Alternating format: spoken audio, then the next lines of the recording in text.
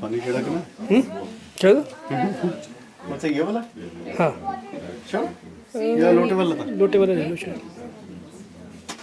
कहाँ से मंगाए बर्तन ये मंगा लिए थे इंडिया से है भक्ति वेदांत स्वामी इति नामिने विष्णुपदाय कृष्णप्रसाय भूतले श्रीमते भक्ति वेदांत स्वामी इति नामिने नमस्ते सरस्वती देवी गौरवाणी प्रचारिणे निर्विशेषाशून्यवादी पश्चादि सचारि नमस्ते सरस्वती देवी गौरवाणी प्रचारिणे निर्विशेष शून्यवादी अशतरिशतारिणे जय श्री कृष्ण चैतन्य प्रभु नित्यानंद श्री अद्वैता गदाधर शिवाचार्य गौरभक्तवृंदा जय श्री कृष्ण चैतन्य प्रभु नित्यानंद श्री अद्वैता शिवाचार्य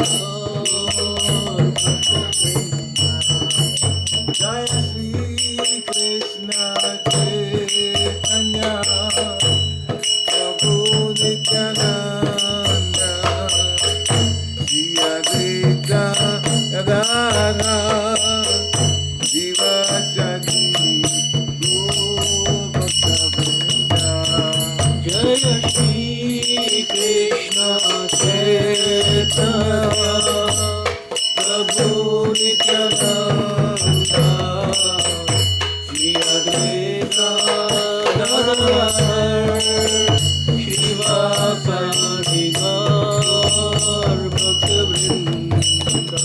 जय श्री कृष्ण चैतन्य प्रभु नित्यानंद श्री अद्वैता गदाधर शिवासादि गौरभक्तवृंदा जय श्री कृष्ण चैतन्य प्रभु नित्यानंद श्री अद्वैता गदाधर शिवासादि गौरभक्तवृंद हरे Krishna Krishna Krishna Hare Hare Hare Ram Ram Ram Hare Hare Hare Krishna Krishna Krishna Krishna Hare Hare Hare Ram Ram Ram Hare Hare Hare Krishna Krishna Krishna Hare Hare Hare Ram Ram Ram Hare Hare Hare Krishna Krishna Krishna Hare Hare Hare Ram Ram Ram Hare Hare Hare Krishna Krishna Krishna Hare Hare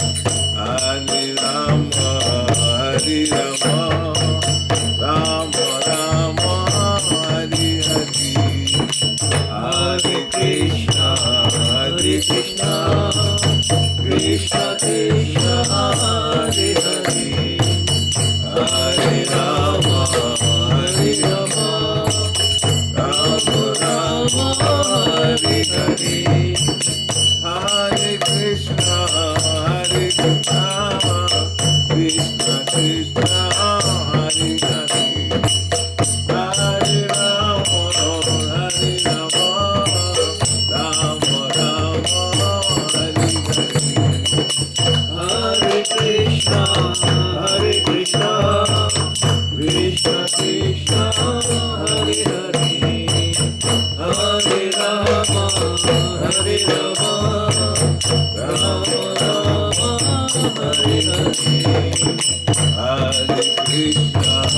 Hare Krishna, Krishna Krishna, Hare Hare, Hare Rama, Hare Rama, Rama Rama, Hare Hare, Hare Krishna, Hare Krishna, Krishna Krishna, Hare Hare, Hare Rama, Hare Rama, Rama Rama, Hare Hare, Hare Krishna, Hare Krishna, Krishna Krishna, Hare Hare, Hare Rama, Hare Rama, Rama Rama, Hare Hare, Hare Krishna, Hare Krishna, Krishna Krishna, Hare Hare, Hare Rama,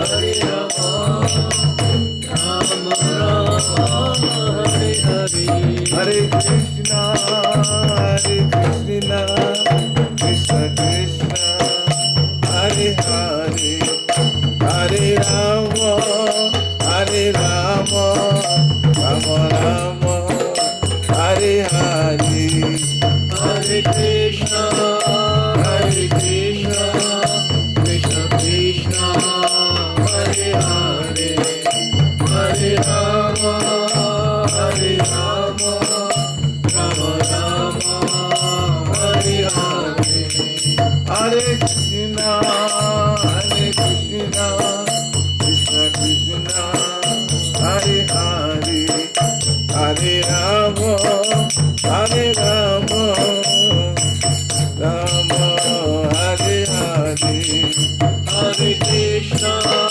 Hare Krishna, Krishna Krishna, Hare Hare, Hare Rama, Hare Rama, Rama Rama, Hare Hare, Hare Krishna, Hare Krishna, Krishna Krishna, Hare Hare, Hare Rama, Hare Rama, Rama Rama, Hare Hare, Hare Krishna, Hare Krishna, Krishna Krishna, Hare Hare, Hare Rama, Hare Rama, Rama Rama, Hare Hare, Hare Krishna, Hare Krishna, Krishna Krishna, Hare Hare, Hare Rama, Hare Rama, Rama Rama, Hare Hare, Hare Krishna, Hare Krishna, Krishna Krishna, Hare Hare, Hare Rama, Hare Rama, Rama Rama, Hare Hare, Jai Gauranga, Jai Gauranga, Jai Gauranga, Jai Gauranga, Jai Gauranga, Jai Gauranga, Jai Gauranga, Jai Gauranga, Jai Gauranga, Gaura Hari, Jai Gauranga, Gaura Hari, Jai Gauranga, Gaura Hari, Jai Gauranga, Gaura Hari, Jai Gauranga, Jai Gauranga, Jai Gauranga,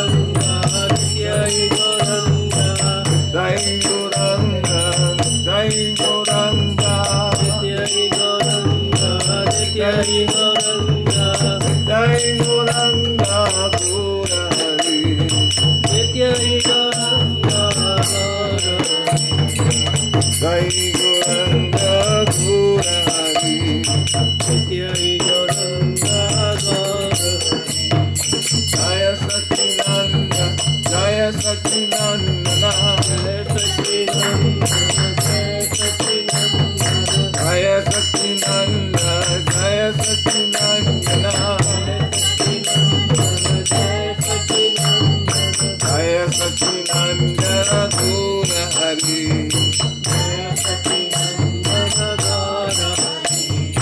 Jaya Sacinandana Gura Hari,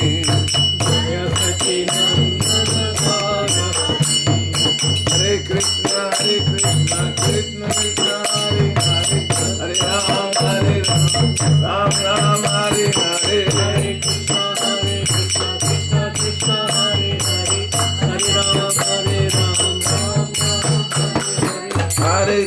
Hare Krishna, Krishna Krishna, Hare Hare, Hare Ram, Ram Ram, Hare Hare, Hare Krishna, Krishna Krishna, Hare Hare, Hare Ram, Ram Ram, Hare Hare, Hare Krishna, Krishna Krishna, Hare Hare, Hare Ram, Ram Ram, Hare Hare, Hare Krishna, Krishna Krishna, Hare Hare, Hare Ram, Ram Ram, Hare Hare, Hare Krishna, Krishna Krishna, Hare Hare, Hare Ram, Ram Ram, Hare Hare, Hare Krishna, Krishna Krishna, Hare Hare, Hare Ram, Ram Ram, Hare Hare, Hare Krishna, Krishna Krishna, Hare Hare, Hare Rama, Hare Rama, Rama Rama, Hare Hare, Hare Krishna, Krishna Krishna, Hare Hare, Hare Rama, Rama Rama, Hare Hare, Hare Krishna,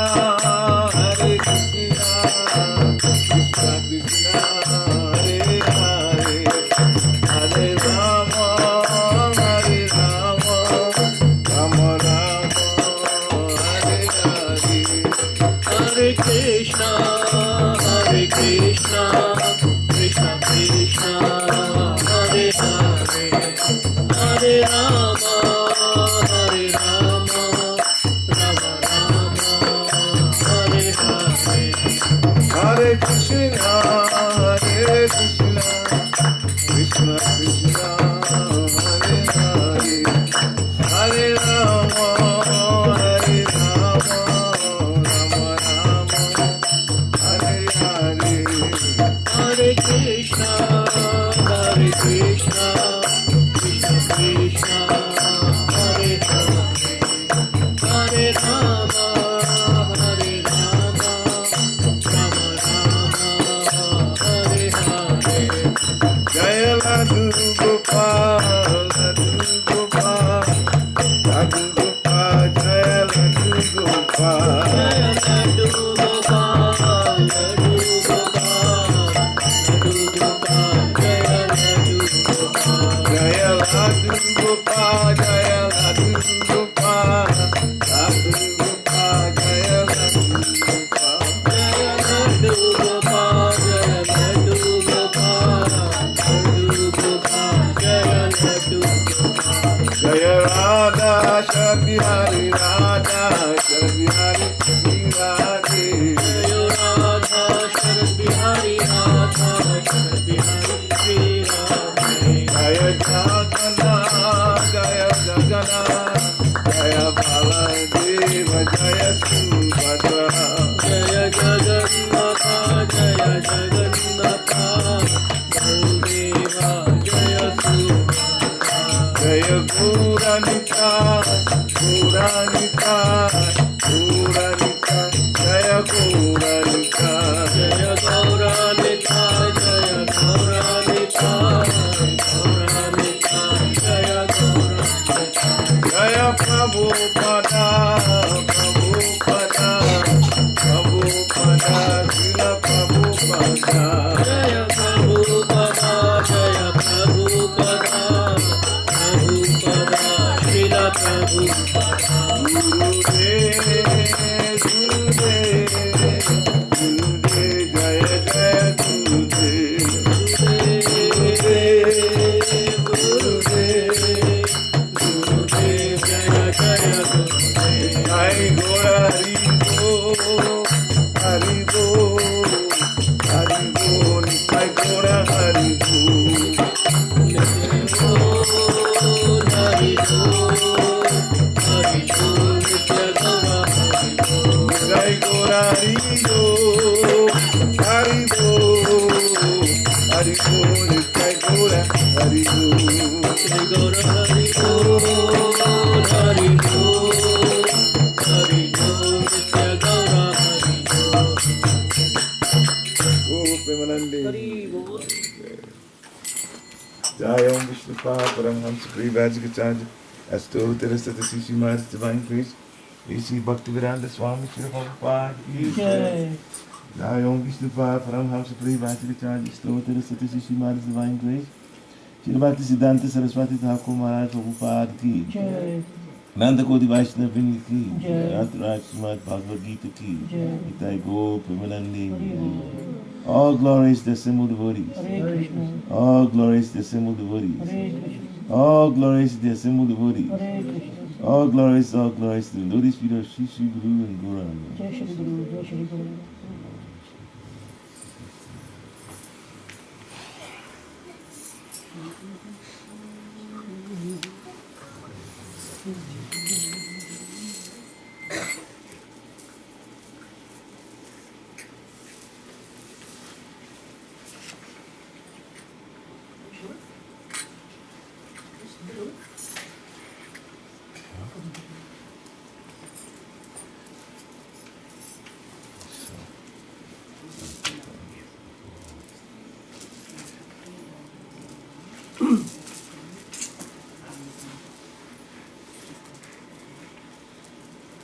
but आप भी try करें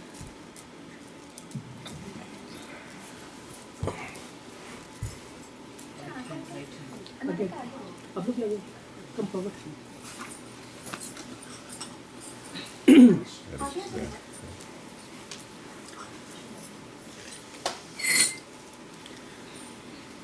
just show them how So, to yeah.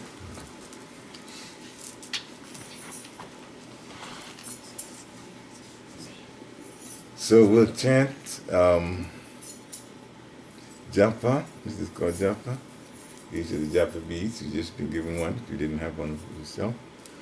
And we'll say the mantra, Hare Krishna mantra, the one we were singing on the beads. This time we'll speak it, not sing it. And this bead that's in the middle here with that little tuft on it, this one, that's Krishna's bead. We don't chant with that one. We don't. So you can start on either side. You hold with thumb and third finger. You leave this one out. Okay, yeah, like that. And you can progress as we chant one mantra, Hare Krishna, Krishna Krishna, Hare Hare, Hare Ram, Ram Ram, Hare Hare. You go to the next one, like that. You're going to repeat it. And so we'll chant together until we finish up to the end here. So that's 108 rounds, 108 sayings of the Hare Krishna mantra. Normally, a person that's initiated into this particular path, they do 16 of these rounds a day. Okay? We're not going to do that. We'll just do one time this time. Okay? It takes about an hour and a half to do 16 rounds. Normally, I'll describe the whole thing. Even though we're doing just one round, when a person that's doing more than one round, finished, goes around like that, then they don't go over across this middle beat. They just turn it around and start this way. And then when they finish, they turn it around and start this way. Like, so it's back and forth, you know, like 8 times, and that is 16. Yeah. Okay. So, Yeah, thank you. we didn't normally have the mantra in the back. I have on mantra is complete. Okay. Good. Yeah. So we can chant along at the same pace. This is Srila Prabhupada chanting. Okay. Srila Prabhupada is one of his pictures over there, the founder of the International Society of Krishna Consciousness. So after he ends, we can start. You can go on. Okay. Yeah. Okay, now we can chant. We chant one, what's called Panchatattva mantra. And that's, is it on here? yeah Okay. If you have the book, we'll say that one time, and then we start the Hare Krishna mantra. And when we finish, I'll explain why we say the Panchatattva mantra. So we'll start with that first now. Ready? Okay. Jai Shri Krishna Chaitanya Prabhu Nityananda Shri Advaita Gadadhar Shivasari Gaur Bhakti Vriksha. Okay. Now, Hare Krishna, Krishna Krishna, Hare Hare. Hare Ram, Ram Ram, Hare Hare. Next one. Hare Krishna, Krishna Krishna, Hare Hare. Hare Ram, Ram Ram, Hare Hare. Hare Krishna, Krishna Krishna, Hare Hare. Hare Ram, Ram Ram, Hare Hare. Hare Krishna, Krishna Krishna, Hare Hare. Hare Ram, Ram Ram, Hare Hare. Hare Krishna, Krishna Krishna, Hare Hare.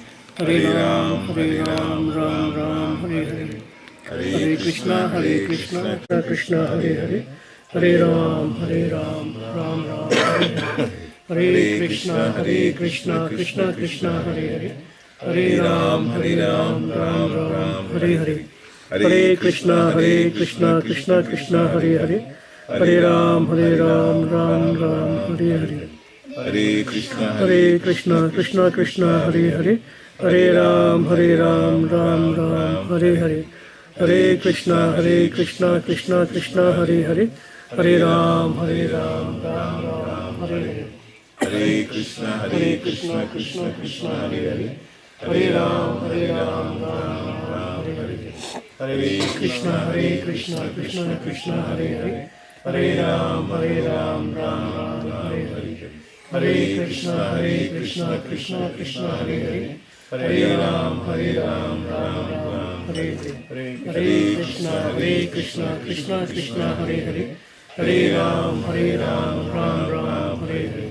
Hare Krishna, Krishna Hare Hare. Hare Ram, Ram Ram, Hare Hare. Hare Krishna, Krishna Hare Hare. Hare Ram, Shri Advaita Gadadhar Shivasari Gaur Bhakti Vriksha.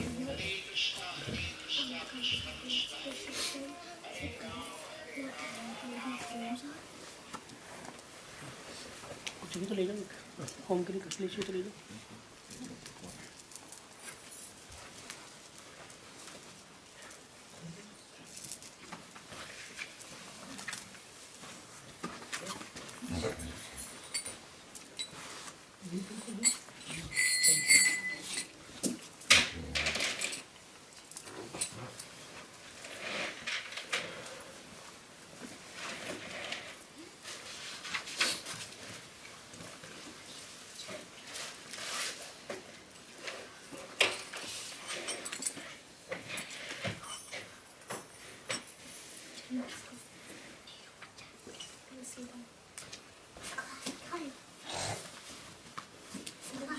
Christian, go to the class. Go to class. Punch. Shoulder. Give it back. थोड़ी देर बाद लेना चाहिए अच्छे से लेना अम्मा को पूछ के लेना कर लेना ठीक है बुक रख दीजिए उधर मम्मी को दूसरी रखिए ऊपर रख के आ जाओ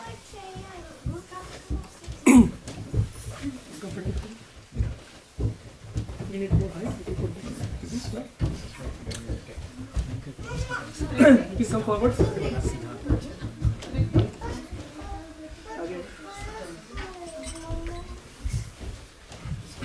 So, Hare Krishna. Hare Krishna. Just out of curiosity, who's here for the first time? I'm here in this particular home. Nice home. Thank you. And Tipti Matazu opening their home for Krishna Katha. When we were chanting, we were saying Hare Krishna, Krishna Krishna, Hare Hare. Hare Ram, Ram Ram, Hare Hare. By the way, before we go on, there is a set curriculum for this Bhakti Vriksha class. But in all respects to whoever is new, which means in this case you, we will not go by that particular curriculum today. We'll go back to the basics. Actually, go back to the basics is like going back to square one. Everybody does that in their life at some point. When things seem not to go a little confusing, then you say, we're back to square one. So we're going to do square one Katha today. But it's all transcendental. Krishna is spirit. Krishna owns everything. And so whether we're considering it square one or not, it's still Krishna consciousness. Actually, there is no back to square one in Krishna consciousness. Everything matters. Everything matters. I'm just saying back to square one, just to use terminology that's used here. Can you all hear me well, or am I speaking too fast? I have an accent of Ghana. I'm from Ghana, West Africa. That's where I was born, or where I appeared. And I've been in this country, seems like forever. Actually, 34 years I've been here. Counted the last time. On Facebook, my niece, the last born, when I was coming from Ghana to the United States, I was holding her. I liked her a lot. She was 2 years old. And only about a few days ago, she finally found me and wished me a Happy New Year. And I said, she must be 36 now, because I know I'm 34 years old. Yeah. And that's how I got her age. You know, the years that she was born. I could figure all of that out. Of course, she's married and her own children and all of that. Yeah, that's the way life is. And that's material life, part of it. Being born, growing, settling down, having children if you want. Most people do. And then going on with the older part of life when the body begins to break down, like mine is now. I thought I could sit here and finish it, but blood circulation said, no, this one was dying, so I had to, give up and come on the chair. So, and then of course, the end of life when the body is given up. Now, in our basic book, which is Bhagavad Gita, a lot of people have translated Bhagavad Gita, but the one that we use is the one that was translated and given purport or commentary by His Divine Grace, A.C. Bhakti Vriksha, Swami Srila Prabhupada's picture is right here. There are reasons for that. There are other paths that one can follow that even talk about Krishna. Okay. The reason we stick to Srila Prabhupada is because when God came as a combination of Radha and Krishna, and it takes a while to even go through all of that, but some of you may know already. His name is Chaitanya Mahaprabhu. So he preached Krishna consciousness in India, all through India. Okay. But he also predicted that there will be one person who would come and he'll preach Krishna consciousness throughout the world. Okay. And after his prediction, the one that actually did that first, going around the world, is actually Srila Prabhupada. We call him A.C. Bhaktivedanta Swami. He was Abhay Charan, born as Abhay Charan. And so we know his connection, we believe his connection to Krishna. And that's why we go by what he's done for Krishna consciousness around the world. He established 108 temples. He actually did some work in India and then came to America. And some of the Americans who were anti-government, they wanted something different.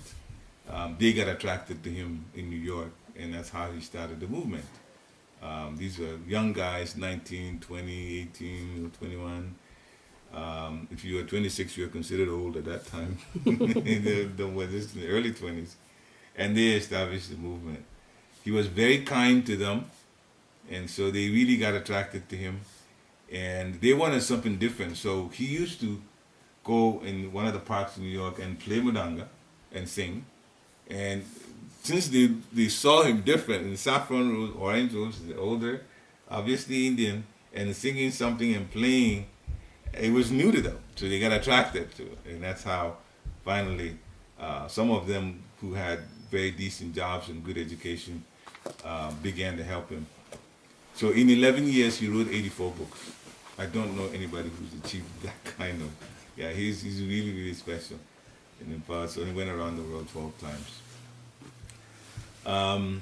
So his book, Bhagavad Gita, as it is the one that we use here because of his not only translation, but the purports. So today, I have some of the texts translated in English from chapter 2. And the reason we chose chapter 2 is chapter 2 is the contents of the Gita summarized. This is a summary of the Gita. So it gives an overview of what the Bhagavad Gita is about. The Bhagavad Gita is a transcendental science. It's about the soul. So all of this, Krishna is speaking to his friend Arjun. Is actually his disciple, because later on Arjun wanted to get more clarity about life. What is the body? What is the soul? What's a self-realized soul? How does he act? And different types of yoga, all of that. And Krishna just answers them all, and it goes into even greater detail about it. So before we start, the first thing to do is to have the invocation, prayer to the spiritual master. So I haven't really started any text yet. And so before that, we'll do this. If you don't know it, it's all right. You can just follow, or just wait till it's all finished.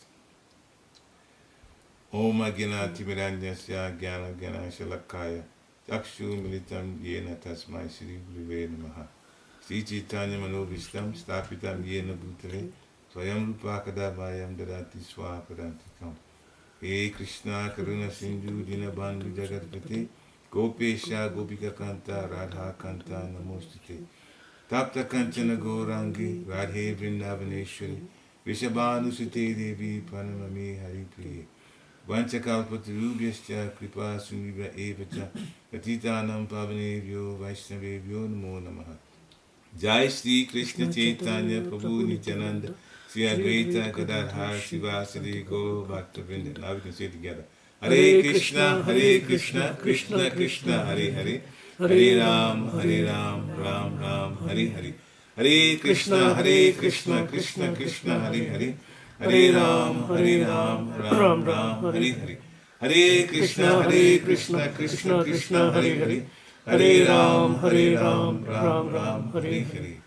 Namo Vishnu Padaya Krishna Prestaya Bhutale Srimati Bhakti Swami Nityananda. Namaste Krishna Padaya Prabhupada Siddhartha Sri Gaura Karuna Shakti Bhakti Nityananda. Namo Vishnu Padaya Krishna Prestaya Bhutale Srimati Bhakti Vedanta Swami Nityananda. Namaste Saraswati Devi Gauravani Pracharani Nirvishesha Shunyavadi Pachacharya Chitanya Ananda Lilamaya Vigrahaya Himaya Vedigachavi Shundaraya Tasmai Mahaprema Raspradaya Chaitanya Chandraya Namo Namaste Chaitanya Chandraya Namo Namaste Chaitanya Chandraya Namo Namaste Chaitanya Chandraya Namo Namaste. Hare Krishna. Hare Krishna. So now we begin with chapter 2. Arjun, who is one of the 5 Pandavas, who Krishna arranged for them to be born on this earth at a time where the demons had taken over the earth. They were trying to control it, and they had their own grand plans. That's nothing new. It's still going on now. There's still grand plans to try to take over this universe by the demons. But at the time, Mother Bhumi, Mother Earth, complained about all the way the earth was being literally abused. And so when Krishna came, he always comes actually with his entourage, with those who are his pure devotees from the spiritual world, and they assist with different activities that Krishna performs. The main thing was to get rid of the demonic influence. Okay? And so he himself, as a child, when he was born, to one of his pure devotees, Mother Yashoda and Nanda Maharaj, took care of him. That's, the Lord obviously doesn't need anybody to take care of him. But because the love that some of his devotees have for him, some of them want to express motherly love or parental love, and he allows that, because that's the way they can express their love to him. Some of them like to express love to Krishna as a friend. So there are those who also act as friends. Some of them are interested in him as a lover. And so he allows that also. And so with his parents, he grew up getting rid of quite a few of the demons himself. And then later on, when he was, he had in his own growth, in his own program, gotten up to be a young man, then the Pandavas, who were also born at the time, born from demigods, and Mother Kunti and Madri, 5 of them, they met Krishna, and of course everything is according to Krishna's plans. Everything in the world is according to Krishna's plans, whether we know it or not. We just sometimes think we're very independent, but the more independent we are, the more dependent we actually feel, if we think about it. So, finally, after other demons were gotten rid of, then Krishna arranged through his energies to have a big war where all the demons will assemble, and in 18 days, basically they will be gotten rid of. Now, the Pandavas were trained as warriors, as soldiers, very, very highly trained. And the third born of them, actually arguably the fourth born, but we say third, we add counter to it, it becomes the fourth one. But Arjun, very dear to Krishna, Krishna decided to drive his chariot in the war. And so, before the war started, by Krishna's potency, Arjun asked Krishna to wheel the chariot to the center so he could see who was there to oppose him in the war, and him and his brothers.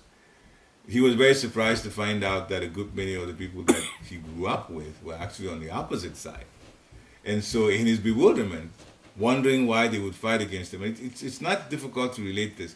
You have brothers, we're brothers, and you're trained as a soldier.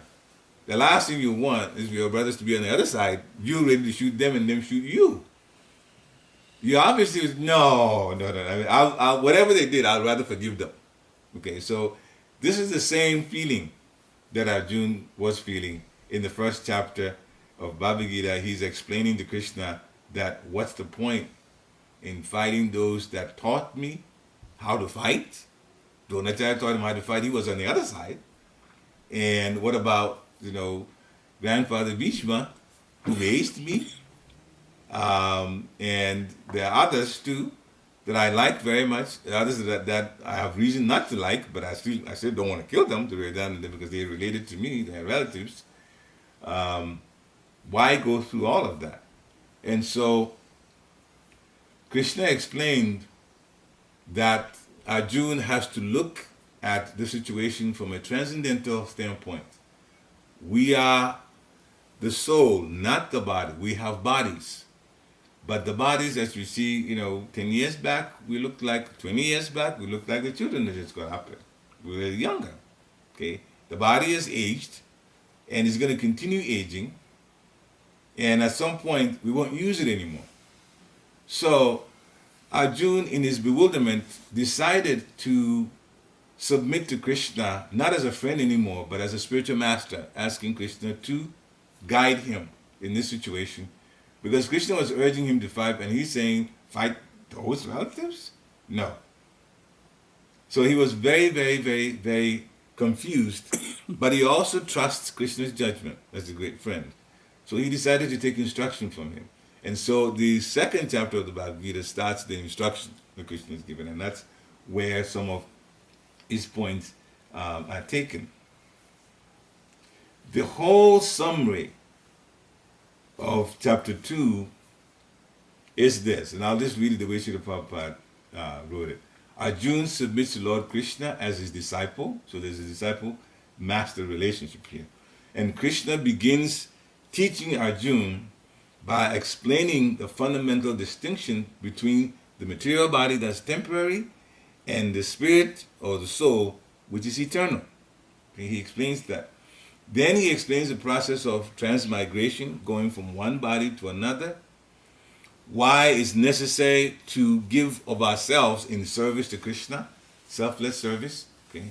And when a person is self-realized, the person is advanced, what that person is like, what his characteristics are, what's his behavior like. Okay? So that is chapter 2. And that's quite a bit for chapter. Chapter 2 has almost 70 texts. It's a lot of texts. Christians spoke quite a bit.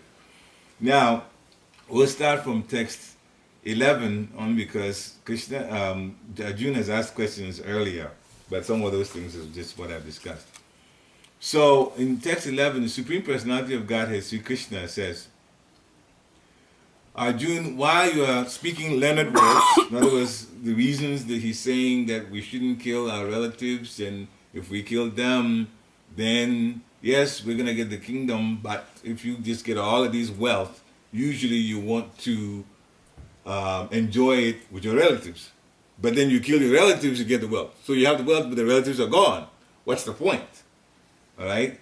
And what about all these men? Hundreds of millions of men. 640 million. They are brothers, they are husbands.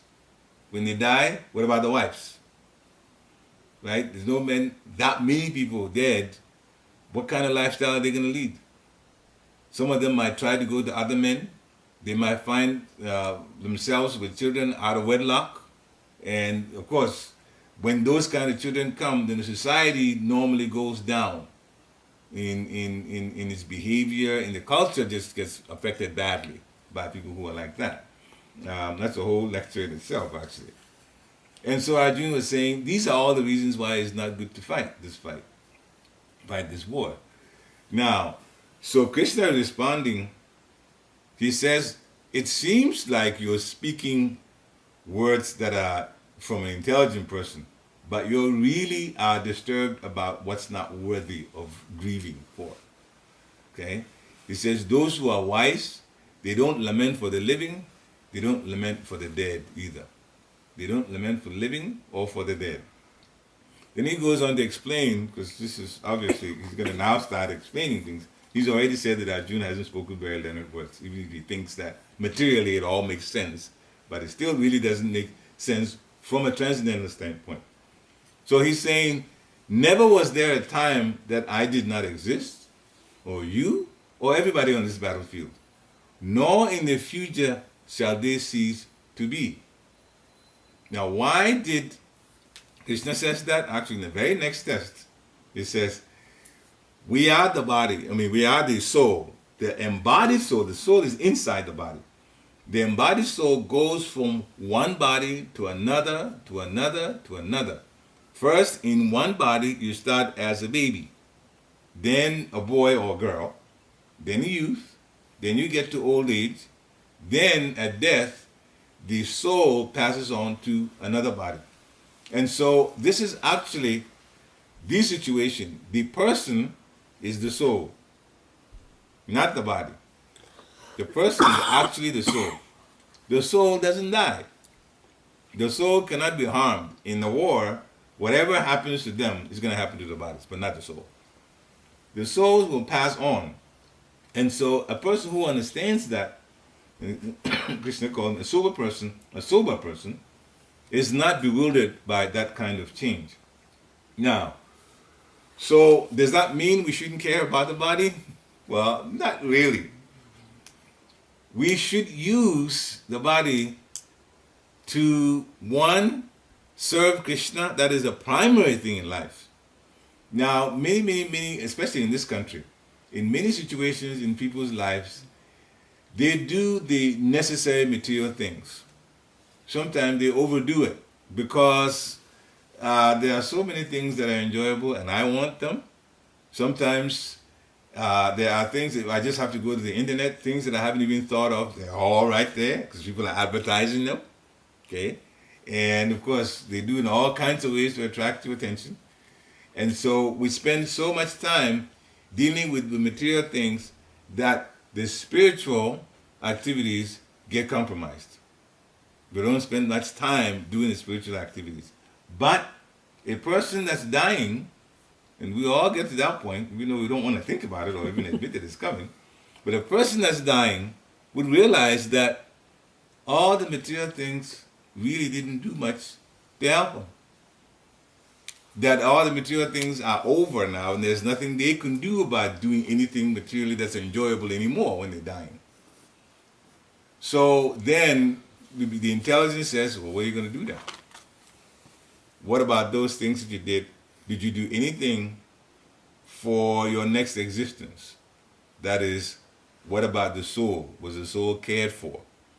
So the life that we're living now is like a bird, a nice bird in a cage. And we spend a lot of time polishing and repairing and dealing with the health of the cage, but not the bird. And that's the situation that we're dealing with now. We don't deal with the bird, we deal with the cage. And in the meantime, the bird is in the cage, not being cared for. So what happens? One, the bird's going to get hungry. Feed me, feed me, feed me. No, no, no, the cage is more important. So you care and care and care and care about the cage until the bird actually gets weak. And so now it comes to a time when the cage is also old and now we have to discard it. But what about the bird? The bird never got cared for. And so now the bird's got to go into another cage, but the bird is in very, very bad shape.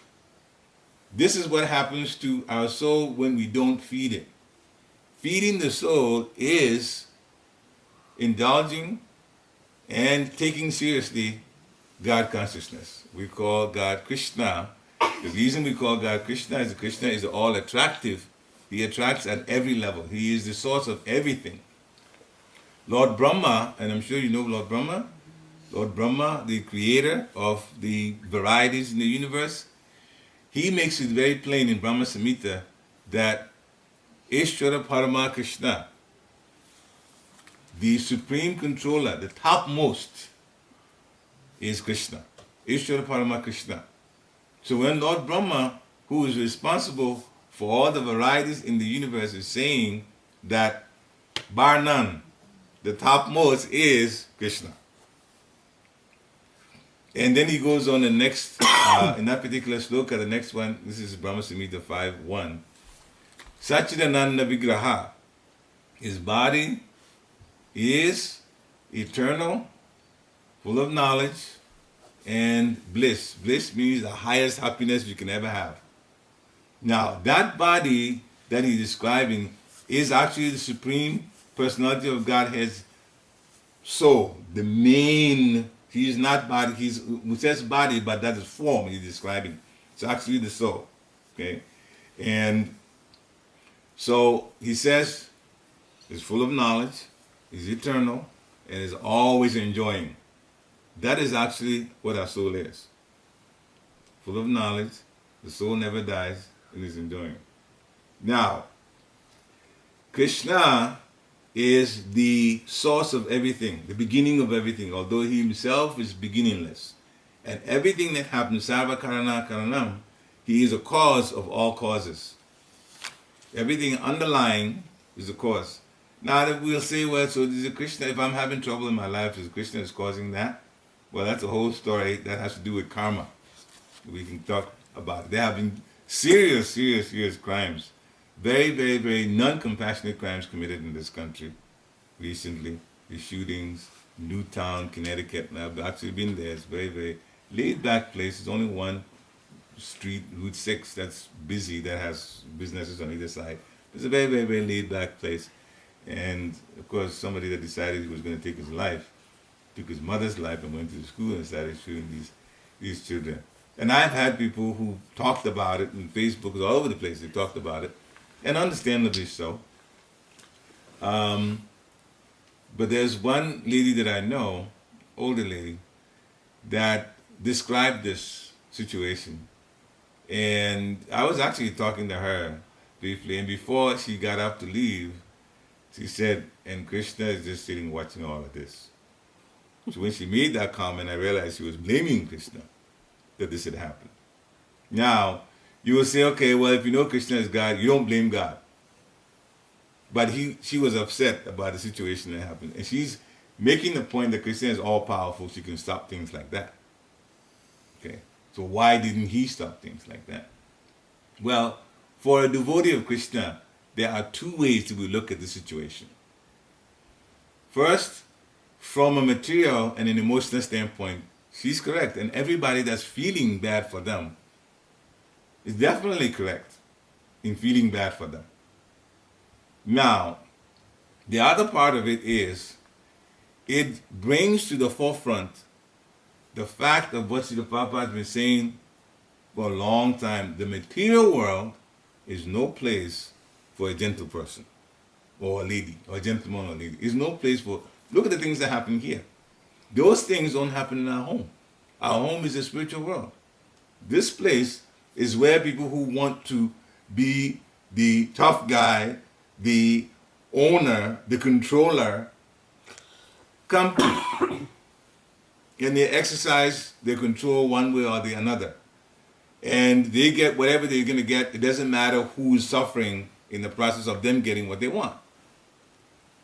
All of us, practically, if not, well, maybe most of us, if not all of us, have jobs, and we are in certain positions in the jobs. Unless you own the job, there's somebody above you. And you always have to be careful of that person above you, especially the person who can fire you. Okay? It doesn't matter how well you're doing your job. You're always like, one part of your senses is careful of that person. Okay? So, whether we know it or not, there's anxiety. You don't want to lose your job, because as soon as you lose your job, how do you take care of a family? That's always the situation here. So even if your paycheck is good, according to your own standard, you can buy things you want, your children want things, you can get it for them, you can save some money, you can pay all your bills. Still, there's that person that's over you, that one day if that person loses it, gets upset because of you, you begin to wonder, am I going to get a job tomorrow? I mean, that's all that will cross your mind. It will cross your mind. So, it is always, even for those of us who say that we're able to manage materially, there's always anxiety. That never leaves. Then there's the other part, the germs that give us sickness. Now, we've gone through so much sickness that at this point, we're even in denial about it. A cold, yeah, it's just a cold. Flu, we all get over it. And then one thing after another, and then something comes that's serious. You hear a relative has been admitted in the hospital. Well, now that gets your attention. But it's also sickness. So you have different degrees of sickness. And then some that people are not even able to survive from, like cancer. It takes your life. So that's also there. Now here, people, we say that we are okay. Like we have a nice job and have a nice home, and the pay is okay and we're able to manage. But we can't shake sickness. We can't shake the anxiety that a person that's over us, if something happens, to err is human. People make mistakes all the time, but sometimes some mistake can cost you your job. Or if you haven't done anything bad, but then the company has different plans, and you don't fit the plans. So then they made a decision, and now you don't have a job anymore. All of that can happen at any time. And then, just like we're in now, when we came down here, I had to tell Ravindra Prabhu I was feeling a little cold. Don't put my coat too far away, so I might need it. Right? The weather. We have no control over the weather. If ice just forms, it just forms. Snow comes. Hurricane, we've given names to the hurricane. The last one was Sandy, right? Nice name. Troubled New York like anything and everywhere else. So, and then our own minds. So it's our own minds. We call it Atmic, the anxiety, the Adibotic, other living entities and the trouble they can give us, and the Adidevic, which is the weather, which is controlled by the Devas, the demigods. So all of this, everywhere in the material world, we feel all over. So Krishna, to come back to this, Krishna is explaining that the important thing is to feed the soul, so that when we leave this body, we go back to the spiritual world, where now we don't use these bodies anymore. There are two types of bodies, by the way. There's this gross body, the one that we see, and the other is called the dream body, or the subtle body. The gross body is made of 5 elements: earth. Scientists want to go into details about different elements, but they're all part of the earth. Earth, water, fire, air, and space, ether. That makes the gross body. So what's there out that we see, earth is also part of us. And that's why when a person dies, if they don't cremate him and then they put him as burial, next time you come, only the bones are left, and even after a while the bones are also gone. Because the body, the flesh just goes right into the soil and merges in the soil. The subtle body is the mind, the intelligence, and the ego. Now, in especially Christian consciousness, when somebody says mind and they said intelligence, they go, why do you distinguish between mind and intelligence? Aren't these the same thing? A mind and an intelligence? Mind is used, and how do they fit? Well, mind, according to the way Srila Prabhupada explains it, is, yes, you can say brain, okay? That's the part that is accepting or rejecting things. Accepting or rejecting. I'm hungry. Mind says, well, you have to eat, right? So you find something to eat. There's so much thought there. Step here, or do this, or do that. Anything concerned or connected with the senses, the mind is controlling. Now, the intelligence is the one that basically says or makes the distinction between what's right and what's wrong. I want to do this, but so and so and so and so and so can happen. I'll give a very simple example. I want to step out at night, but it's dark. Okay, therefore, should I go? Should I not go? If I have a flashlight, then okay, then I can go. Okay, if I don't, then I have to be careful, or maybe I should not. So you process something before you do it. That's the intelligence, the part that makes you think through things before you do it. Okay, and then the ego, basically our pride. Our pride, and that's another lecture too about it, because in Christian consciousness we call it the false ego. The reason we put false there is that we think we're the controllers, and our ego makes us think we're the controllers. But then it's only a matter of time that Krishna shows us that we're not the controllers. Just figure there's a hurricane coming. How much control do you have over the hurricane? What do this wonderfully advanced Americans do when there's a hurricane coming? Everybody boards up their house and they run for higher ground. They run away to find some place that's safe. They don't fight the hurricane, which means we're not in control. That's just one example to show we're not in control.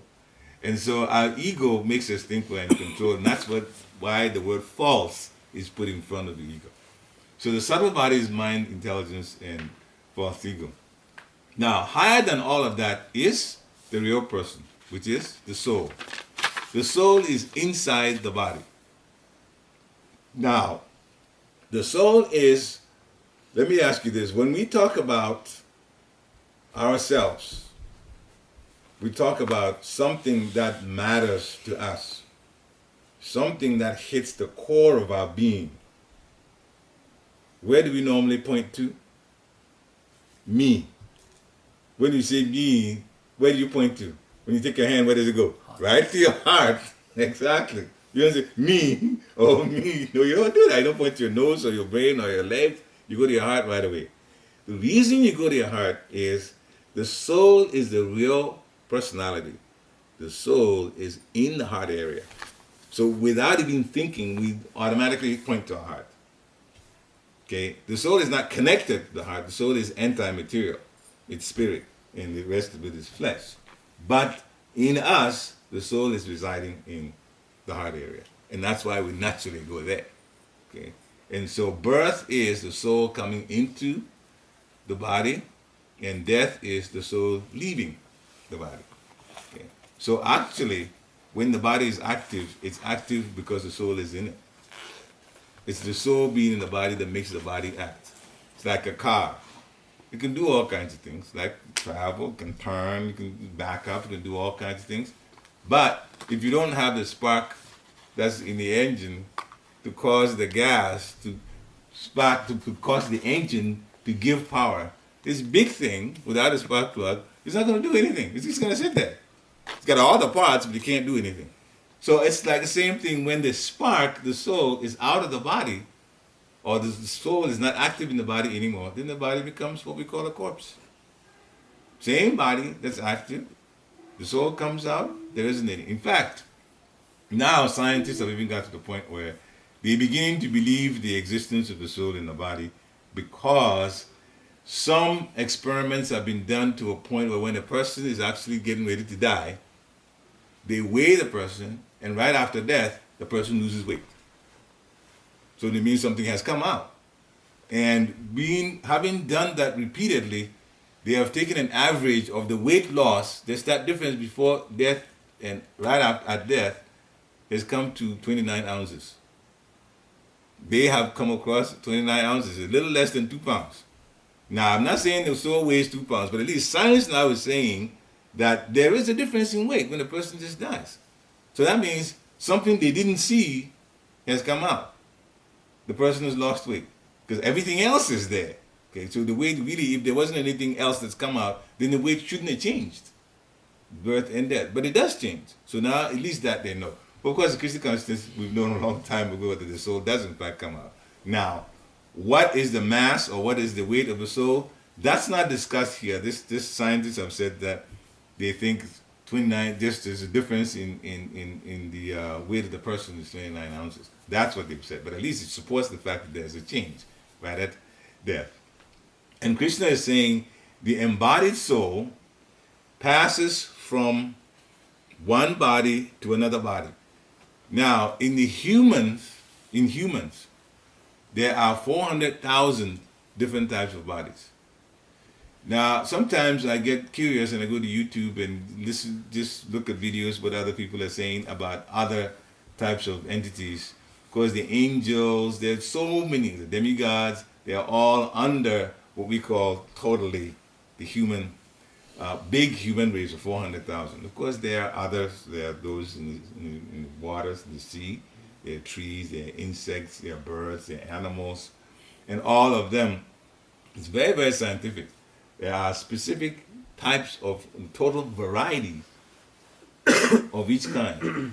Like 900 or 9.9, 900,000, 990,000 of fish and different kinds of entities that live in the sea. And the list goes, I won't get into too many of numbers, but there's 9.99 million, which is 100,000 of those. And then there's 1.1 million of the tree bodies, or 2 million tree bodies. There's insects, 1.1 million. There's birds, 1 million. There's animals, 3 million types. This is all in the creation. And then 400,000 types of humans. And the reason that I bring this up is that the soul can go into any of these bodies, depending on the person's desire. Okay? So sometimes when I hear people say, I love cats like anything, I just can't live without cats. After that, I begin to wonder, maybe your next life you're going to be a cat.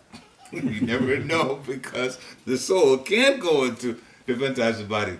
Now, maybe they won't be a cat, but if they die thinking seriously about being a cat, more than likely they will be given a cat body, because it's all by desire. What your desires are. How many desires? There are 8,400,000 desires. That's why there are 8,400,000 total of these bodies that I was trying to break down into. And so, one can be in the material world and go into different bodies. One soul go into this body for this particular type of experience, into different universes, into different planets, because there are billions of planets and billions of universes. And so that is on and on and on and on and on and on for countless years. But when a person is finally tired of running around, or if in different bodies, that is, in different lifetimes, in different situations, or when a person is fortunate enough to meet someone who knows about Krishna consciousness and tells them, this world is not your home. This body is not you. This body here is not me. But we are the soul, and our home is in the spiritual world. Then the person begins the journey back to the spiritual world. And that's all of us. Okay, we are at different stages of a journey back to the spiritual world. So the soul is very, very minute. When a woman conceives, at that time, the soul is already there in the womb. That's why abortion means killing. Because from a soul standpoint, when you get rid of the baby, the soul comes out of the baby. The baby is dead, same thing. Womb or outside the womb is the same thing. When the person is killed outside, so that's murder. But when he's in the room, you kill him. That's not murder. The womb is a room. It's a dark room, but it's a room that the baby is in. So it's the same thing. So when a person now takes birth, goes through, as Krishna is saying here, goes through growth, and then finally gives up, then at the time of death, when the person is thinking about something material, whatever it is, they're going to go into. Sometimes it depends on what they've done also. Okay, if they involve themselves in activities that are horrible, then of course there are different places, hellish planets, that they might go suffer from it for what they've done, and then on to the next body for more experiences. But all of that, you still meet these troubles. Troubles from the mind, troubles from other entities, and troubles from the weather. And so the best thing is get out of all of these troubles. So to come back to the situation that happened in Newtown, it wasn't an accident. It may look like it is, but it wasn't an accident. Because you can immediately come up with arguments. All right, well, how many people were in the school? Far more than died. There weren't 28 people in the school. There were hundreds of people in the school. What about the others? They didn't die. There was one nurse, and when she heard the shots, she went into a room and closed it. The guy came into the room, opened it up, came into the room next to where she went to hide. And she says she saw that guy's feet from under the door. And all the guy had to do was open the door, or even try to start shooting through the door just to do it, and it could have cost her life. But she saw that murder, that boy's feet, and then for a few seconds, he saw the feet were gone, and he heard the door slam, and that boy was gone. So why didn't she die? So one thing that's important is we look at it in two different ways. One, it was a horrible thing that he did. But the second thing is horrible things happen here in the material world. Everybody's so upset about it. But now I can say, okay, well, what about the drones that are in the border of, in the Pakistan area, the drones that are unmanned jet fighters with no people in its control by computer, that 3 o'clock, 4 o'clock in the morning keeps bombing people, and they're dying. The children there too, every day. They've been dying. Is an American child better than a Pakistani child? We already know the soul. This is a person. The body is not even a person at all. Because this has been going on. So somehow we feel bad about the situation, and we should. But this is going on, the point of making it's going on all around the world. Wickedness is not for not one boy alone, it's wickedness in government and everywhere else. Okay? So, can you stop all of that? Well, we know the higher truth. The truth is, it's the bodies that's being gotten rid of. But the soul can never be gotten rid of. And so, we need to involve ourselves in the process of getting out of the material world and back home. The process of getting out is also the same process that makes you develop love for Krishna. Krishna Prema, love of God. In this age, there are 4 different ages. We are in the Iron Age called Kali Yuga. What we do is, according to what God instructed us, and God's and Lord Chaitanya and Lord Chaitanya's associates instructed us, we chant the Hare Krishna mantra. Hare Krishna, Krishna Krishna, Hare Hare, Hare Ram, Ram Ram, Hare Hare. Then we also hear, just like we're doing now, we hear about activities of Krishna, we hear about what the soul is, we hear about the situation that we're in. We know now that we're not home. This is not home. This will never be home. You go through any of the 8,400,000 bodies, it will never be home for you. Heavenly planet is not home. This is a medium planet, and then the hellish planet. None of them is home. And so we live our lives such that when we leave, hopefully this last one, this one, we make it a last one. It's all based on our decision, how we seriously we take the process. We leave, then we go back to Godhead. And in that time, the soul, which is minute, that's in the body, comes out and it expands into our original form. Just like God has an original form, we also have our original form. The soul expands, and now the soul would live as it used to be before the soul came to womb, came to the material world. Okay, so this is why we are involved in Krishna consciousness. The Lord's pure devotees, like Srila Prabhupada is one of them, they take a physical body like us, come here, and they start instructing us. This is not home. You will never be totally happy here. There's problems from the weather, there's problems from others, there's problems in your own mind.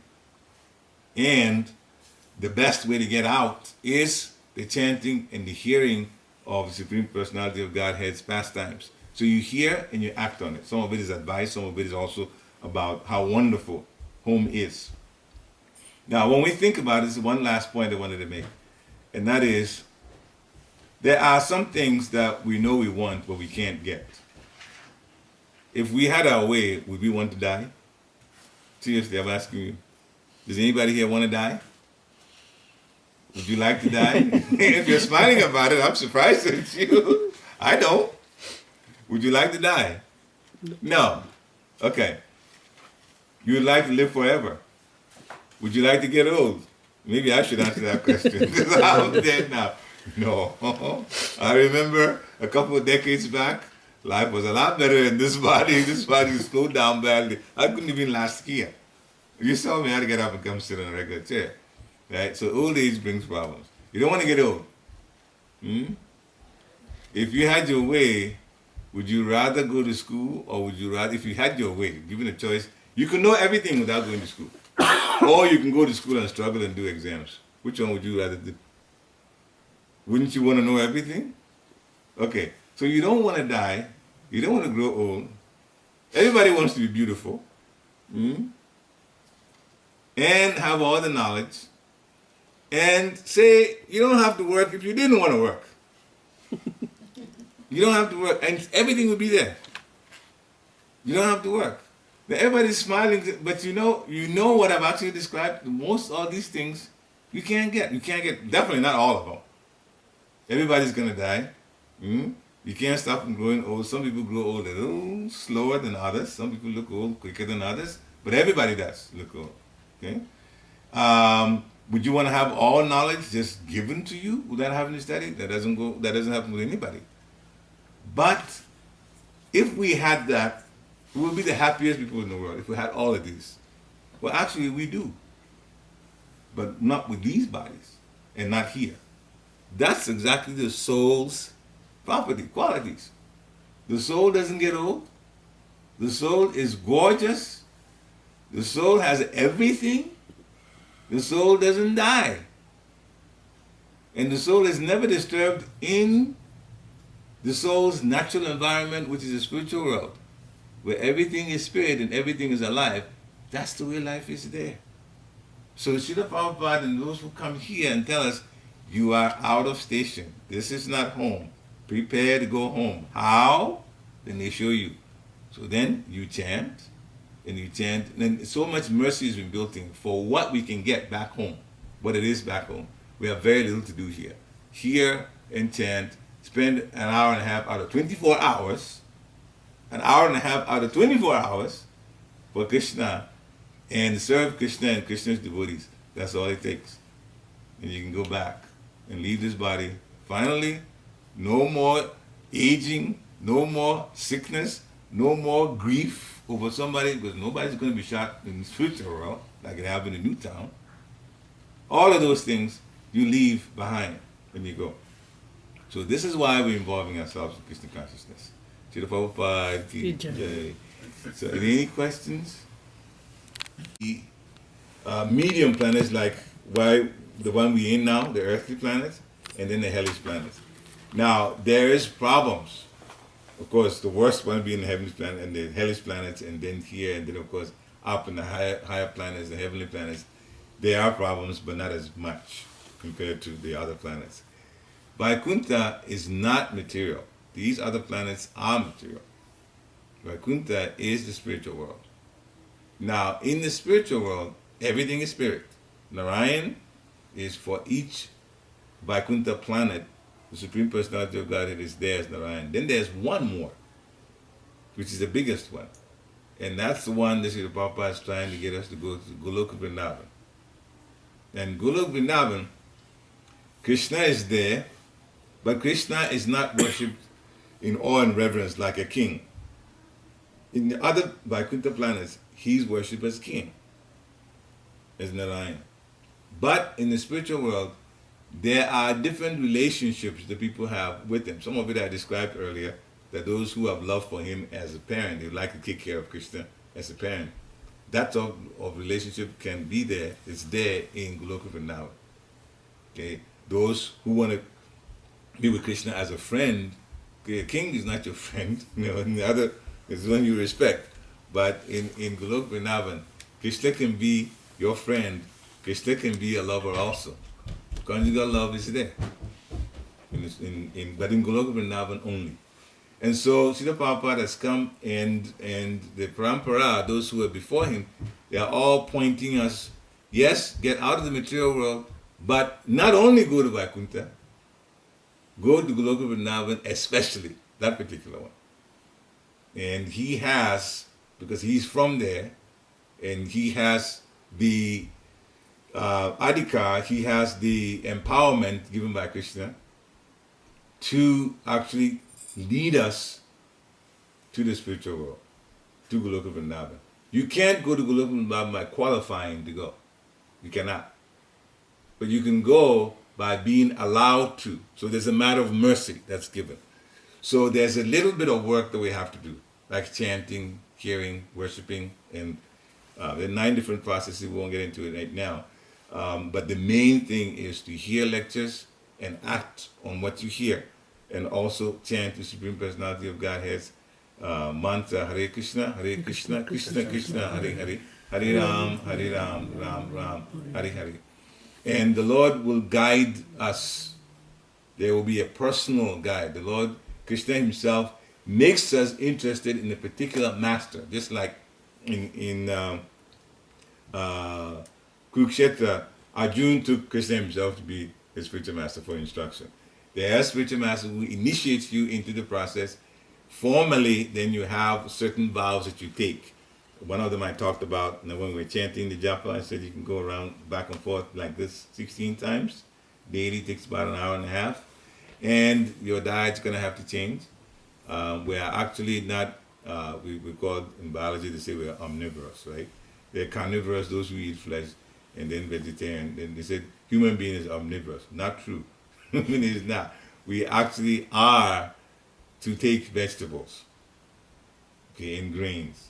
That's what designs the body, and you can prove it scientifically. In fact, there are some kids in Harrisburg, we showed them the intestines of the lion and the tiger and the dog and the cat, all of those that eat meat, and then the intestines of a human being. Very different, in length especially. The intestines of an animal is much shorter. Human beings' intestines are much longer. The small intestines are much longer. And the animals, when you eat, the food goes to the stomach. There's some acid called gastric juice. So hydrochloric acid, for those who remember chemistry. I teach chemistry anyway. So that is in the body, and that helps kill the bacteria and helps to digest the food. Those in the animals that eat flesh, like tigers, dogs, cats, their acid is 13 times stronger. And so if they eat something that we won't touch because it's going bad, they can eat it. And as soon as all the germs get in the body, well, this acid that's 13 times more potent, it will just kill all this. So they can eat that sort of flesh and be okay. It's not designed for us. So the diet's going to have to change into a vegetarian diet. And then there are other things too that saves our money. No gambling. Gambling is designed to lose. The person that gambles loses. And that's why they make a big thing of it, so more people can in fact play, but actually people who play, those who win, they make a big to-do of it. So they get people to just be more interested in playing. But the majority of people lose. And the people that own the gambling property, the state owns it, and of course in New Jersey there are others do that, in Vegas and all of that, they win. They get the most money of it. Okay, so that's and sexual activity biologically is for having children. You know that when a man and woman come together, the body is designed that the woman is going to be pregnant. or at least there will be attempt from pregnancy, if you know biology. So that's what it's for. And that's why in this process we say, okay, that is, since biologically it's that way, then if you want to have a child, then you involve sexually. And of course, there are all the other aspects of it too, like you just don't have a child out of wedlock, okay, because then you bring in unwanted children. There's a whole thing. There's certain souls that will come into that kind of situation. You don't want that in your home. Those out of wedlock children usually are a problem, big problem. Okay, so for decency and also for the way we run our lives here, that it has to be husband and wife having a child when they want to have a child. Now, this is the other times when you don't want to have a child, you don't involve sexually. Then what do? Well, there's that energy. The passionate energy is always there, but it can be channeled in very, very, very different ways. And one of the things I can tell you is that if you take this process seriously, where in chanting, over a period of time, you begin to open up. I mean, the soul becomes happy. The soul is alive. It's just dormant in the body, but it's alive. And the soul's happiness, when you feel happy, internal happiness, will in fact cut most of the sense gratification things sexually and everything. It actually just, it really lowers it, and then finally it doesn't even become as pleasurable as you used to think that it was, compared to the pleasure that you feel inside from the soul. The soul's pleasure is much, much, much, much higher than anything you can get materially. So over this period of time, gradually, of chanting, and initially it sounds difficult. It sounds like, Lord, all of this, all of this time saying, Hare Krishna, Hare Krishna, Hare Krishna. But after a while, Krishna's name is very sweet. After a while, you begin to taste the sweetness of it, and as you taste the sweetness, the sense, the material things that you used to enjoy now begin to fall to the side. So those who aren't doing those things, you'll say, oh, they're missing out. No, they're not missing out at all. They're actually happier. They're actually happier. But it takes the practice and it takes the faith, wanting to do it. Okay? And over a period of time, that will come. And so then you will see, Krishna will give you reasons to stay away from a different sense gratification things. It actually works in your mind like that. The more serious you are, the more Krishna gives you reason to drop all those things that you enjoy on the material level, and then taking the soul, giving the food to the soul seriously. And that would actually, elevate you. After a while, you see, even in the material world, you haven't gone, and at that point, you're just on your way back to the spiritual world anyway. This is just the last body. When you get out, they'll take you in a chariot and take you back home. Any other questions coming? This was a long answer.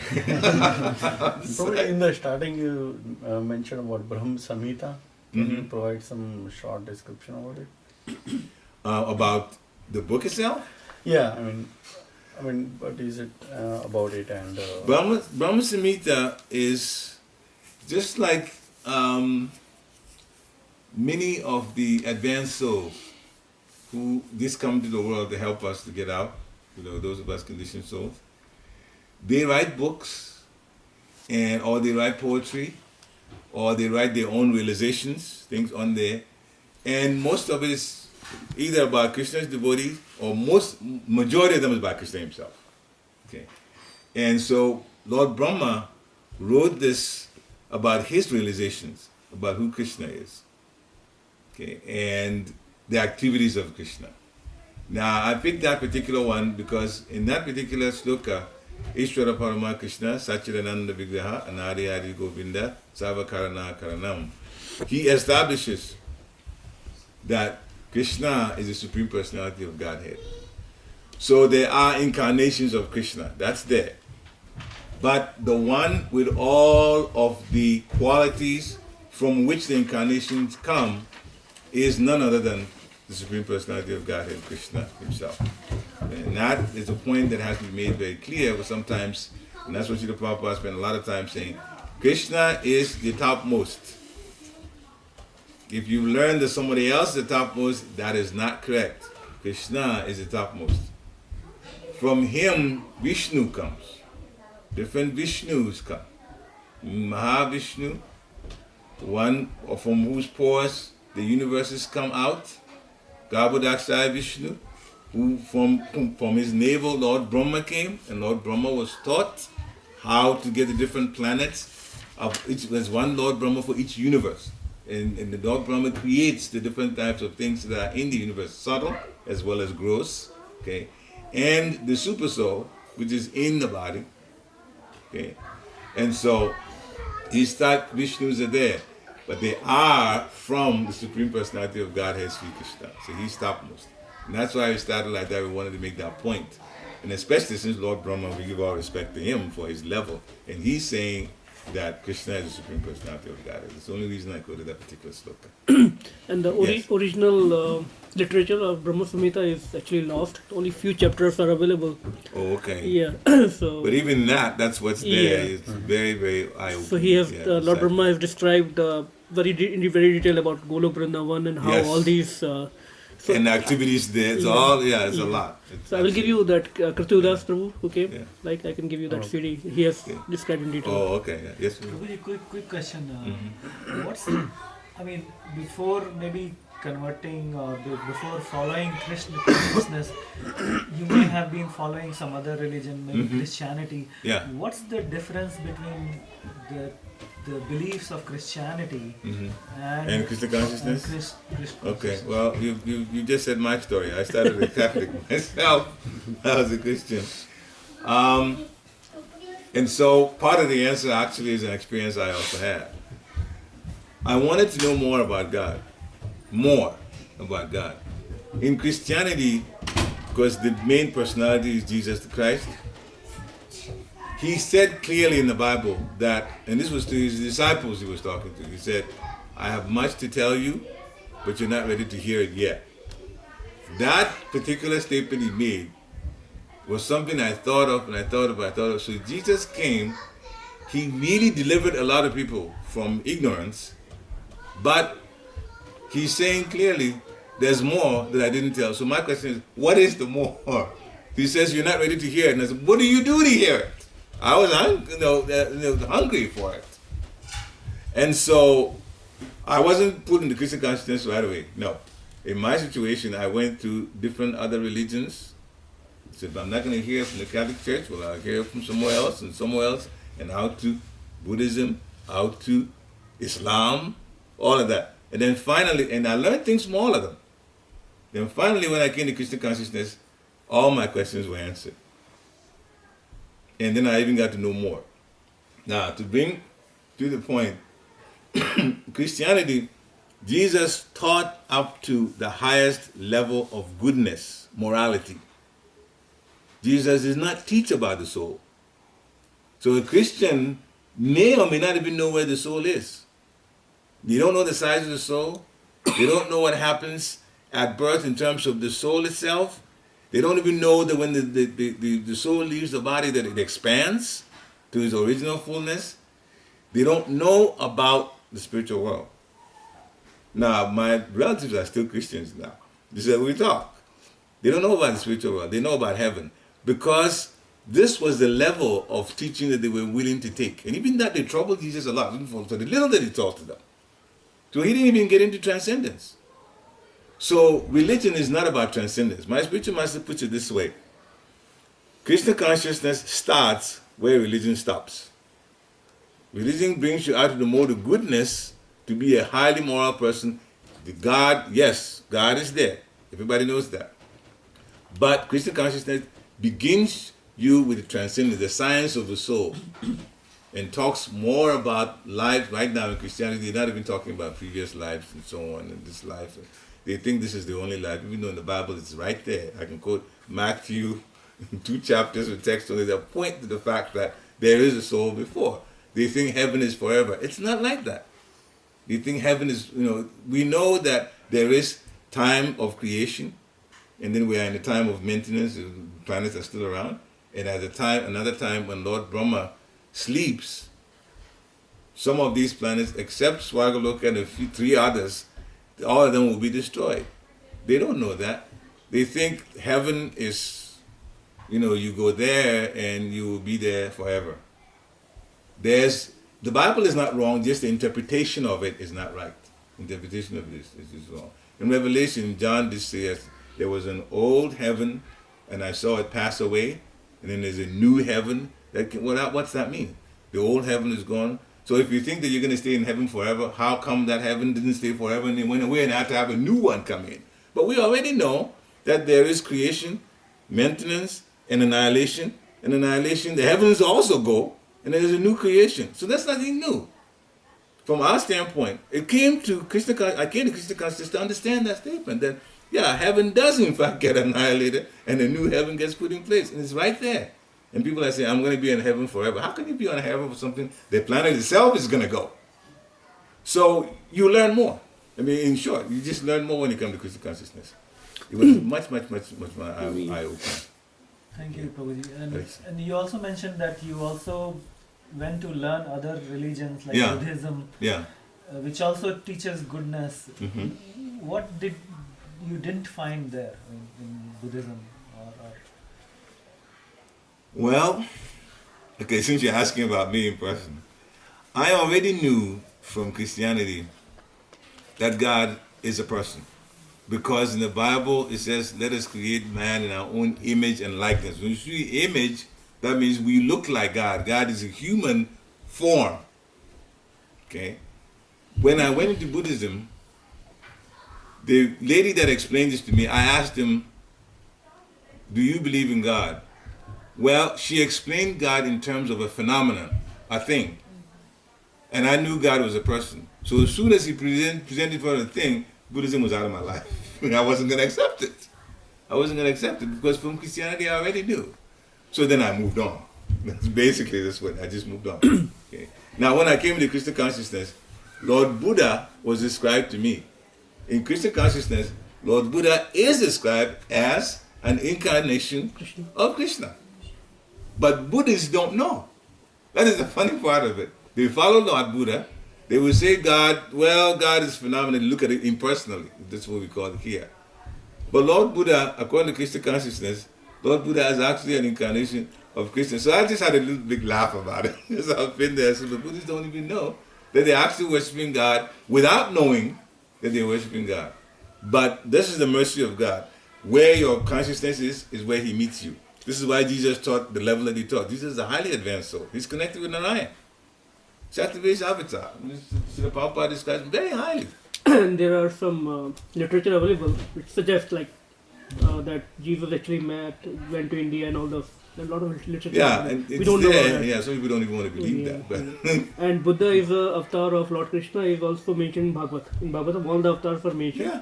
So that is explicitly mentioned in the Bhagavatam. Yeah. And second thing is like you said about good things and moral things. That is part of religion. But what we are trying to inquire with Krishna consciousness is what is relative. So good things are there in all the religion. So that's why we say that this Krishna consciousness is not actually religion. Yeah, it's beyond that. You don't have to convert, like you mentioned, before converting or before changing. We don't have to convert.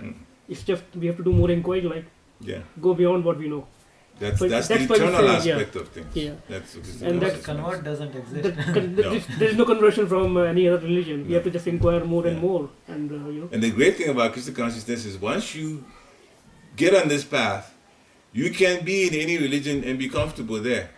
See, I can still go to the church. If visit my parents, my parents are left their bodies.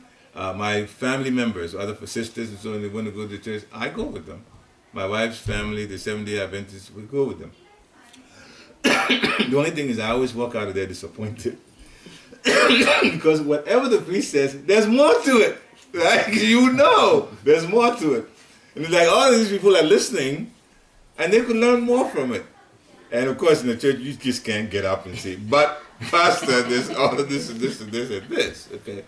And so you feel the shortness that it's not quite there. You see, yes, the person is making a lot of sense, but only at the material level.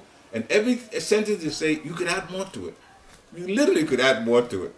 But, that's what they hear. And so, what to do? So this is a lot more. I was hungry to know a lot more. And that's why I was guided into this. And I'm parked here. I haven't heard anything better since that time. So, Good question. Thanks for your questions. Good Yeah. question. Yes. Any Any other? question? One Yeah. question. How the soul get created and destroyed? All right. The answer to your question is the soul is not destroyed. The soul is a part and parcel of Krishna. Krishna is the Supreme Soul. We are tiny bits, very, very, very insignificant atomic bits of Krishna. Okay.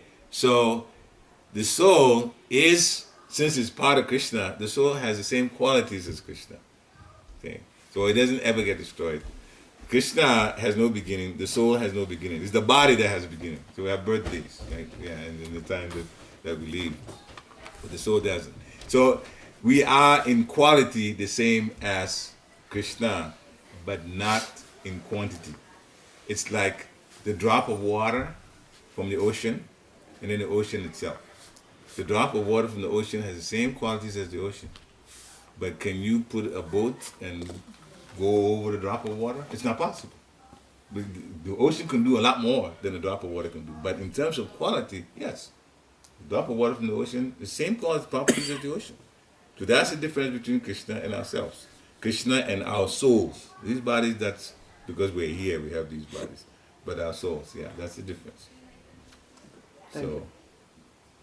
One more question. mm, So everything has started with the Krishna Mhm. and with the soul, everything. yeah. But how these religions and different get created and causing a lot of problems? How much time do you have? It's hard to kind of summarize all of it, but I'll say how much the religions, they came from two things. We're talking about the way it is now, way it's Yeah, come yeah. to be. Okay. There are the pure devotees of God, like Jesus, like Muhammad, peace be unto him. Those who come to teach at a certain level, depending where they go, and how the people are ready to receive. Some people, some things they want, some things they don't want to be involved in it. And so Jesus was one taught at a certain level.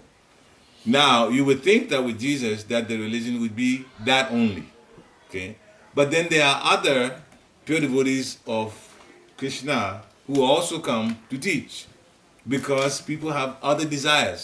So then the Lord arranges for them to also hear it, sometimes cultural, because the culture, so that they come to a particular culture and therefore they introduce God based on that particular culture at the level that people will be ready to take and leave it at that. In other words, everybody will go back eventually to the spiritual world, but if at a certain time, based on their culture, based on their understanding, and based on their karma also, they are willing to take God consciousness at a certain level, then it's there for them. Now, that's one part. The Lord's pure devotees coming and helping us to get out of amnesia here in this material world. The other part is, and that's a great part, that's from conflict. Then there was a Christian church. There was one. Then there was the Protestant church. Even the name says protest, right?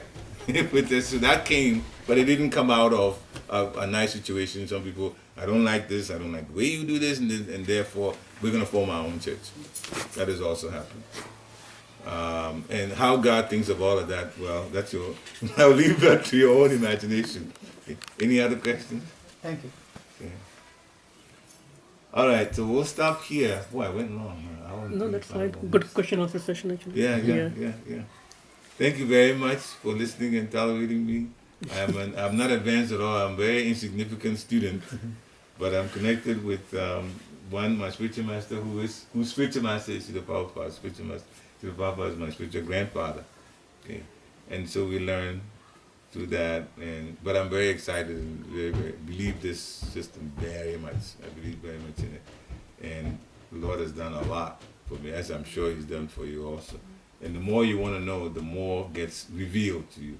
Sometimes directly, sometimes through situations, sometimes through dreams, sometimes through vision, all kinds of things that you actually get. So take to the process and stay with it, because Krishna would actually reveal a lot. Yeah.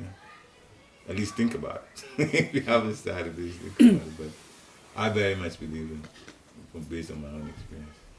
And I've told you I went through different religions and wound up here. So. Any other?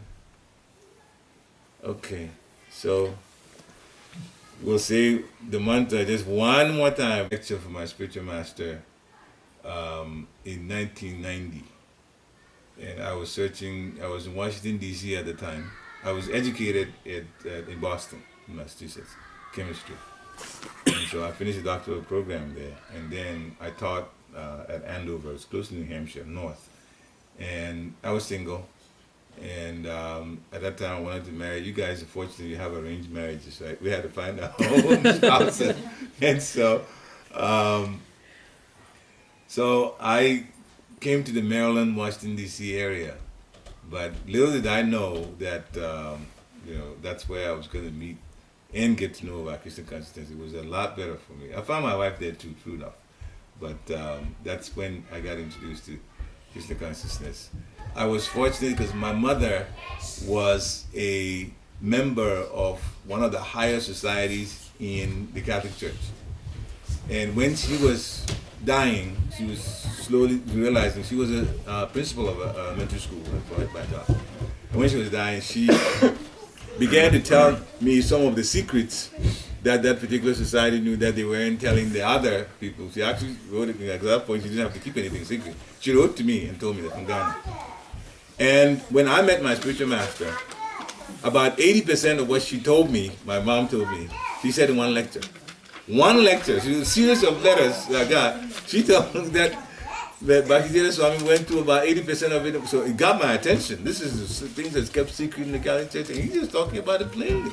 It was much higher, and then added more, which was Krishna consciousness. I found out about Bhagavad Gita stuff he was saying, right? So this held very highly. Yeah. Only some people know in the Catholic Church. Some people don't know. A lot of people don't know. Okay, and that's not even as high as what we learned here. So that got my attention, and that's why I stayed with it, and it's been the blessing in my life. Yeah. So right now I teach at IUP, Indiana University of Pennsylvania. It's one of the 14 universities. I'm a chemistry professor there. My job, but I don't even talk about it much. I've never said anything about it because this is real life. The other one puts the food on the table and the roof on the head for the body, but Krishna consciousness is the most important. Okay. Hare Krishna. Any other? We will do the arti first and Okay. arti and then. All right.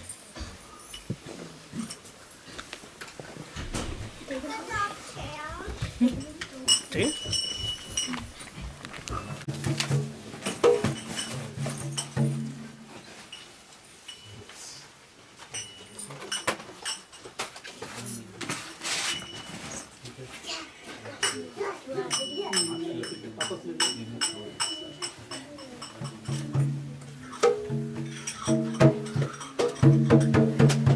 So, okay.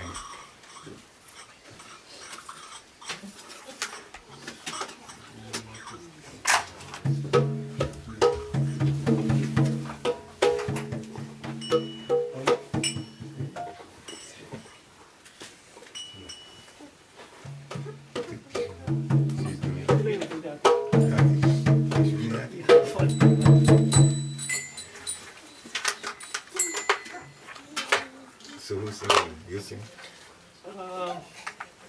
Yeah, we can sing. No. You sing the line. Sorry. You sing. I sing. So you do it. Sure. We'll wait.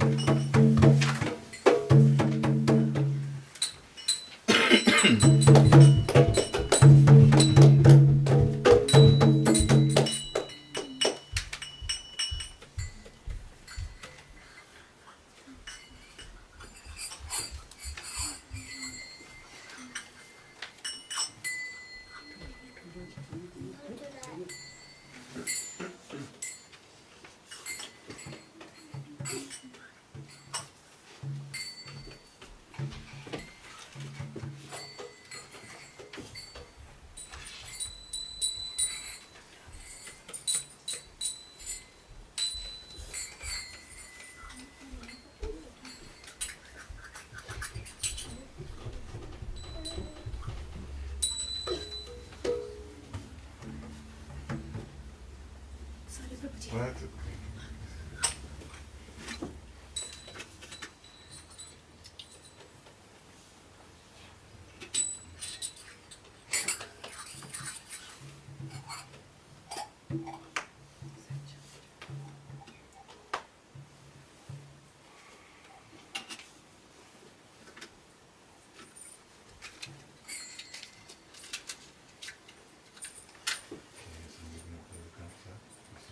can try. You think you can do the culture? What? You know how to do the culture? I can do it. Yeah. You know how.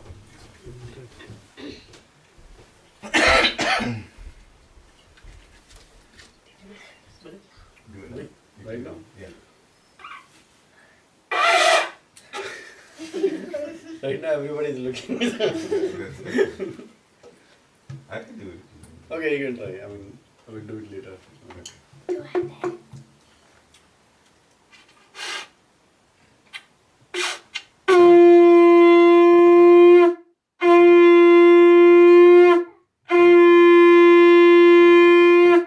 Namah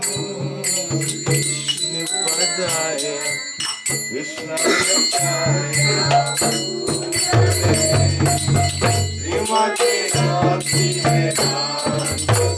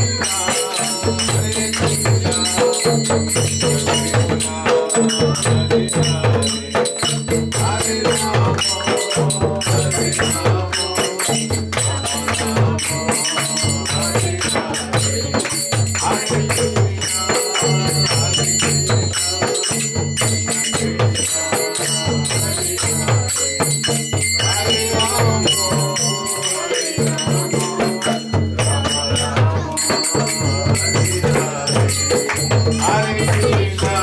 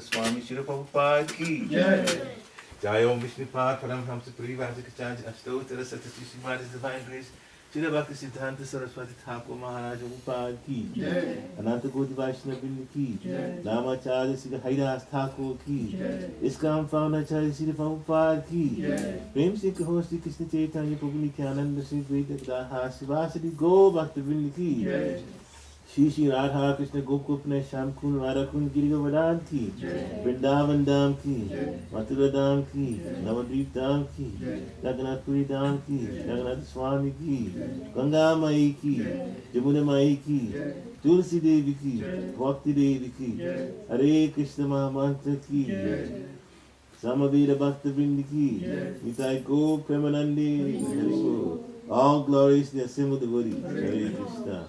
All glories to the assembled devotees. Hare Krishna. All glories to the assembled devotees. Hare Krishna. All glories to the lotus feet of Shri Shri Guru and Gauranga.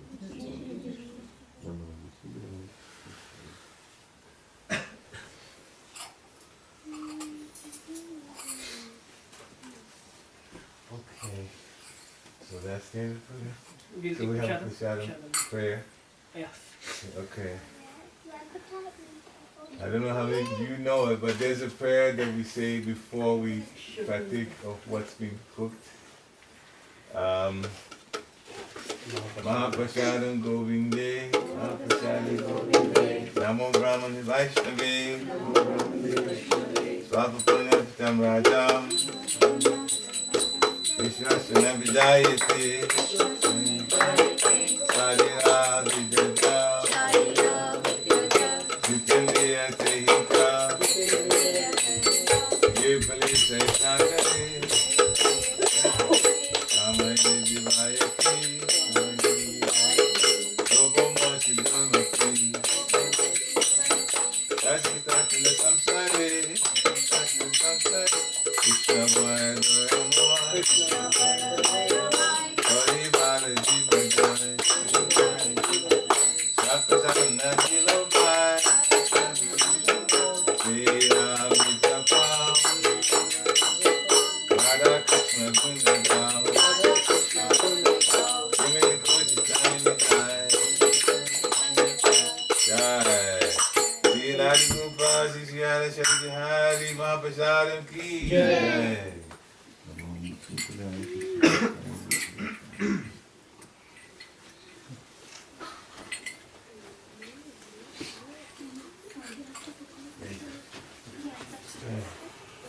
Thank you very much. Obviously, we said quite a few problems that's not been explained to you yet.